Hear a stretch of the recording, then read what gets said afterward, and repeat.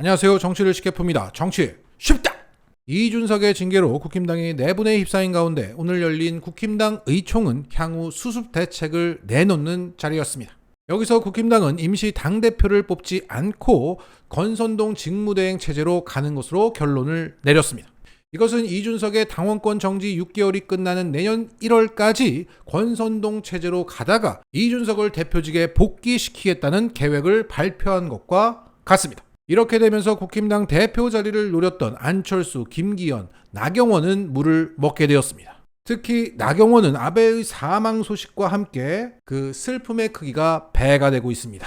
그리고 무엇보다 지난 주말 자신의 지지자들과 등산을 함께 나서면서 이제 들어가자! 국힘당으로 가자! 라고 기지개를 한껏 켰던 장제원은 머쓱해졌습니다. 자, 지금의 상황을 거칠게 표현하자면 권선동이 당을 먹었다 라고 하기보다는 이준석 자리를 놔뒀다 라고 해석해야 하고 이준석 사태를 추진했던 장제원이 졌다 라고 표현할 수 있습니다. 자, 이렇게 동생 장제원을 이겨먹어서 탄력받은 형님 권선동은 오늘 이런 행동을 했다고 합니다. 당에 윤 대통령 사진을 걸어야 하지 않겠느냐? 이건 무슨 말이죠? 자, 오늘 열린 비공개 최고위원회의에서 이렇게 그는 말했습니다. 각 시도당에 윤 대통령의 존영을 내려보냈는데 중앙당사와 대표실 등에서도 이를 설치해야 하는 게 아니겠냐.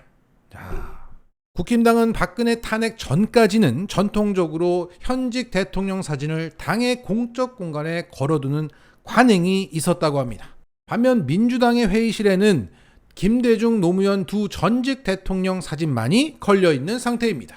이게 맞죠? 북한도 아니고. 그래서 이러한 권선동의 발언이 있자마자 최고위원들의 반발이 있었다고 합니다. 여야 회의실 모두 고인이 된 전직 대통령 사진만이 걸려 있다. 윤 대통령이 당정을 분리하겠다고 강조했고 당내 혼란도 극심한 이 상황에서 굳이 당이 나서서 논란을 만들어야 하겠느냐? 누군지 모르겠지만 압수수색을 당할 것 같아요. 하지만 이러한 반발에도 불구하고 권선동은 그 윤석열 사진을 각 시도당에 내려보낸 상태입니다. 그래서 이와 같은 사진들이 이거는 보배 사이트에서 만든 겁니다. 보배 형님들 대단해요. 이와 같은 사진이 전국 국힘당 사무실 곳곳에 붙어 있거나 붙을 예정입니다. 대단해. 북한이야. 이렇게 지지율이 곤두박질 치고 있어서 그 대책으로 내놓은 게 고작 이런 겁니다. 자, 다시 돌아와서 오늘의 이 권선동 직무대행 체제라는 결정이 꼭 이준석에게 좋게만 작용을 할까? 우리나라에서 6개월이면 정치 6개월이면 정말 긴 시간이죠. 내년 1월까지 당대표 자리가 온전히 비어 있을지 그 누구도 예상할 수 없습니다.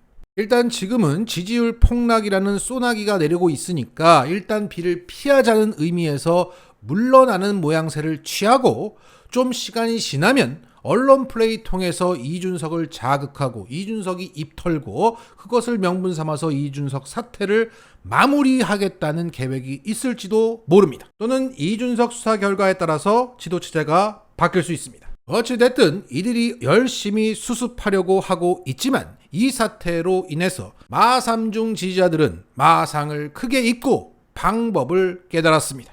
국힘당은 믿을 놈들이 못 되는구나. 그리고 윤석열의 지지율이 떨어지면 이준석이 사는구나. 이 공식을 확실하게 알았기 때문에 이준석이 복귀하기 전까지 윤석열을 거부할 예정입니다. 따라서 오늘의 권선동 직무대행 조치는 지지율 반등에 큰 효과가 없을 것이다.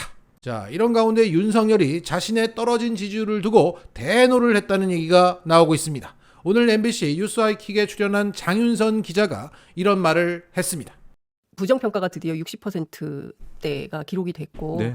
긍정 지지도가 34%대로 추락한 상황이고 제가 취재한 바로는 대통령실 안에서도 대통령 여론에 신경 안 쓴다라고 하셨지만 대노하셨다는 얘기가 여기저기서 들리고 왜 있습니다. 되나요? 지지율이 떨어져서 이거 뭔가 대책이 필요한 거 아니냐 이런 얘기 왜 웃으십니까? 그런 얘기들이 교수님도 들으셨죠? 예, 그런 얘기들이 나와요. 지지율이 의미가 없다는데 왜 그렇게 화를 내는지 모르겠네요.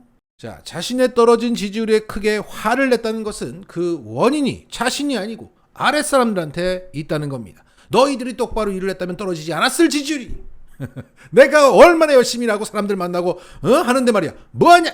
자, 이렇게 원인을 제대로 짚지도 못하고 그 원인이 고쳐지지 않을 예정이라 이놈의 지지율은 당분간 반등하기가 쉽지 않아 보입니다.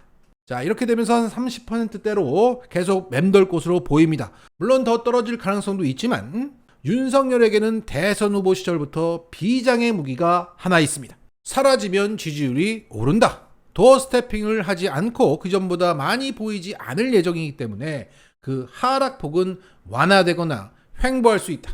여기에 민주당 지지자들이 여론조사 전화를 적극적으로 받기 시작하면 그때는 얘기가 달라지는 거죠. 20%대로 가는 겁니다. 이제 여론조사 전화를 받을 이유가 생겼습니다.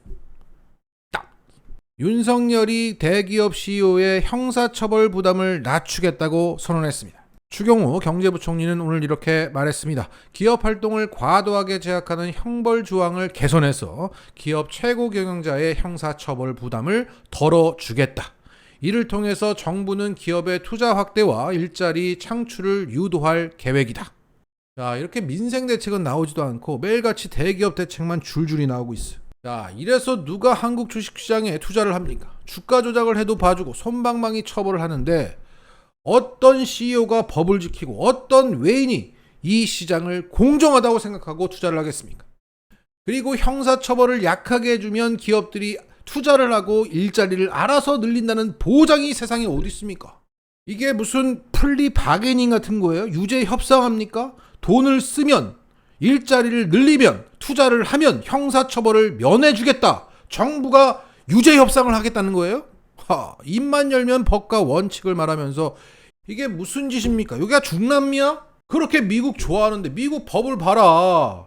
몇백 년 때린다. 100명의 대기업 총수만이 살판났어요. 자, 아무리 봐도 우리나라는 브라질이 되어가고 있는 것 같습니다. 라스뉴사! 국민들이 고물가 고금리로 고통을 받고 있는 가운데 코로나 재확산이라는 근심 하나가 더 늘었습니다. 여기에 윤석열은 오늘 이렇게 말했습니다. 과학적인 코로나 방역 기조 아래 방역 당국을 중심으로 책임감 있게 원팀으로 협업해라. 경제 위기도 한마음이면 되고 방역의 위기도 한마음이면 됩니다. 자, 윤석열은 지난 문재인 정부의 방역을 정치 방역이라고 비판하면서 과학 방역을 내세웠죠. 안철수가 대신 나와서 어쩌고저쩌고 설명을 막 했는데 그때는 무슨 말인지 몰랐다가 이제 코로나 재유행이 오자 그 베일이 벗겨졌습니다. 그 격리자에 대한 생활지원금과 유급 휴가비 지원을 축소시키겠다는 거예요. 아니 이게 뭡니까? 지원금을 끊어서 본인 부담을 가중시키겠다는 거예요. 이렇게 되면 서민들은 검사를 회피하게 되죠. 그러면 전체적으로 검사 횟수가 줄어들고 확진자가 줄어듭니다. 결국 일본처럼 하겠다는 겁니다. 겉으로는 드러나지 않게 하면서 집단 면역 상태로 버티다가 그냥 쑥 지나가 버리고 말겠다는 겁니다. 이게 바로 윤석열의 과학 방역의 실체였습니다. 거칠게 말하면 돈 없는 사람들 그냥 죽으라는 겁니다. 그냥 조용히 죽으라는 거예요. 지금 국민들이 백신을 맞은 지가 오래돼서 코로나 변이의 무방비로 현재 노출되어 있고 그 변이가 더 독해져서 확진자와 사망자가 기하급수적으로 늘어나고 있습니다. 하지만 윤석열은 방치하고 있습니다.